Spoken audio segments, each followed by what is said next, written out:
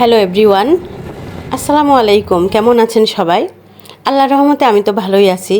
এই যে দেখতে পাচ্ছেন, আমরা সিএনজিতে করে এক জায়গায় যাচ্ছি।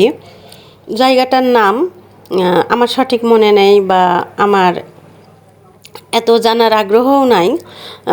আমার হাজব্যান্ডের কলিগ আমাদেরকে দাওয়াত করেছিল, তাই আমরা ওই বাসায় গিয়েছিলাম। আমরা ভেবেছিলাম খুলনার ভিতরেই হবে হয়তোবা, কিন্তু সিএনজিতে যাইতে যাইতে যাইতে যাইতে এত দূর যাচ্ছি যে মানে কি বলবো, রাস্তা শেষ হচ্ছে না। আমরা খুলনা পার হয়ে যশোরে ঢুকলাম। যশোর থেকে একটা জায়গায় গেলাম, সেই জায়গাটার নাম আমি বলতে পারতেছি না। তো ওই জায়গাটা এত গ্রাম, আপনার হলো মানে বাজারে যদি আপনি বাজার করতে আসেন, ওই গ্রাম থেকে আসতে হবে 100 টাকা ভ্যান ভাড়া দিয়ে। তাহলে চিন্তা করেন কত ভিতরে, গ্রামটা কত ভিতরে, এটা চিন্তা করে দেখেন। তো গ্রামের ভিতরে গিয়ে এই যে বাড়িটা এত সুন্দর লাগলো, বাড়ির আশেপাশে চারপাশে আমি তো ভিডিও করে একদম মানে কি বলবো, একের পর এক ভিডিও বানাচ্ছি।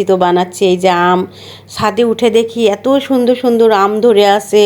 আপনাদেরকে ভিডিওতে আমি বুঝাইতে পারতেছি না, গিজ গিজ করতেছে আমে। হ্যাঁ, তো এই আম দেখে কার মাথা ঠিক থাকে বলেন? শুধু ছিঁড়তেই ইচ্ছা করতেছিল, কিন্তু এগুলো কাঁচা আম, এগুলো ছিঁড়ে কোনো লাভ নেই।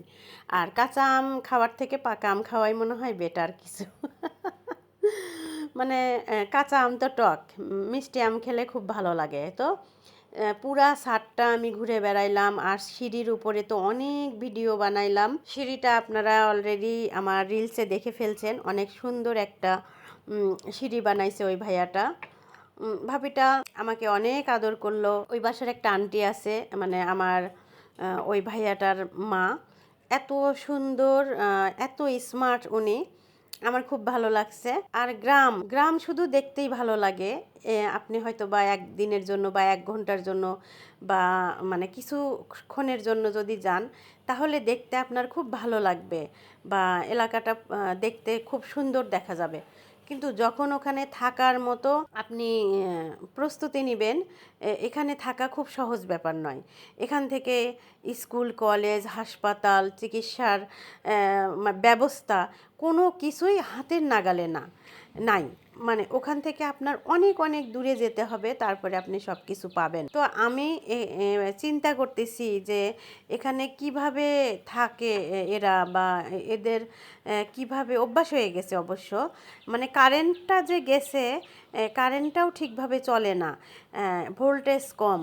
তাহলে বুঝে দেখেন যে ঠিকমতো কারেন্টও নাই, এসি পর্যন্ত লাগাইতে পারতেছে না। গরমে কষ্ট করতেছে কিন্তু এসি লাগাইতে পারতেছে না, কারণ ভোল্টেজ নাই। এই যে সিঁড়িটা, এই সিঁড়িটা দিয়ে আমি অনেক ঘোরাঘুরি করলাম, অনেক ভিডিও বানাইলাম। অনেক সুন্দর একটা সিঁড়ি বানাইছে, আমার তো খুব ভালো লাগছে এই সিঁড়িটা দেখে, অতিরিক্ত ভালো লাগছে, কিছু করার নাই।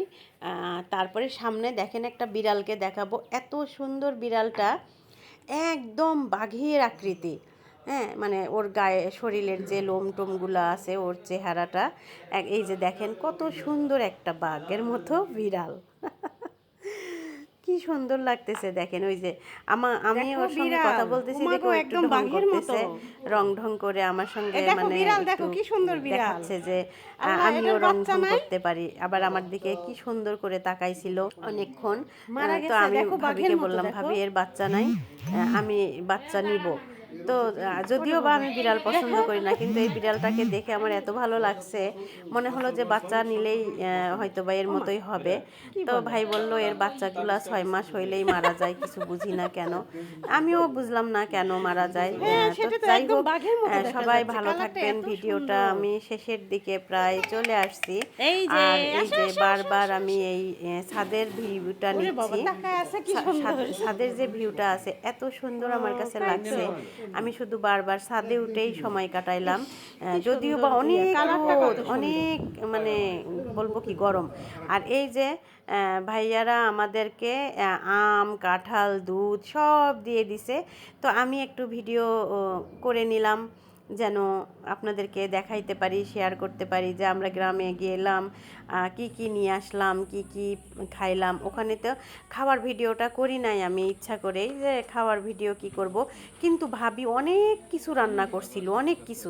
আসলে এত কিছু খাওয়া যায় না, একটা দুটা রান্না হইলে মানে বেস্ট ছিল। তো আমি ভাবি ছোট মাছ রান্না করছিল, আমি তৃপ্তি সহকারে ছোট মাছটা খাইছি। ছোট মাছটা আমার কাছে খুব ভালো লাগছে, ভাবিদের ঘেরের মাছ। তো ভাবি আমাকে সুন্দর করে রান্না করে খাওয়াইছে, এই জন্য খুব খুব ধন্যবাদ ভাবিকে। ভাবি যদি এই ভিডিওটা দেখে তাহলে ভাবিকে অনেক অনেক ধন্যবাদ জানাচ্ছি, ভাবি এত সুন্দর করে রান্না করে খাওয়ানোর জন্য। তো এই যে আমরা এখন চলে যাওয়ার জন্য সব কিছু রেডি করতেছি, রওনা হয়ে গেছি। পাশে একটা পুকুর ছিল, পুকুরটা দেখতে খুব সুন্দর লাগতেছিল। আর এই যে হলো বাড়িটার সামনে খুব সুন্দর একটা গেট আছে ভিতরে, কাঠের গেট, খুব ভালো লাগলো। তো আমরা এখন চলে যাব, মানে আমরা একটুও থামতে চাচ্ছিলাম না, এত গরম লাগতেছিল যে মানে এই যে সব বের হইলো চলে যাওয়ার জন্য। আমরাও রেডি হয়েছি, আমরা তো আগের থেকেই উঠে বসে আছি ভ্যানে। আসার সময় সিএনজিতে আসছি, যাওয়ার সময় ভ্যানে যাইতে হচ্ছে, কারণ করার কিছু নাই, এখানে গাড়ি আসবে। তাই হোক, সবাই ভালো থাকবেন। আমি এখন রওনা দিচ্ছি বাসার উদ্দেশ্যে। সবার কাছে কি আর বলবো এই গ্রামের কথা, আর কিছু বলার নাই। একটু ভালোও লাগছে, খারাপ লাগে নাই, কারণ সবাই তো বসবাস করে, মানুষই তো বসবাস করে, গ্রাম ভালোই লাগছে। আর আপনারা বলবেন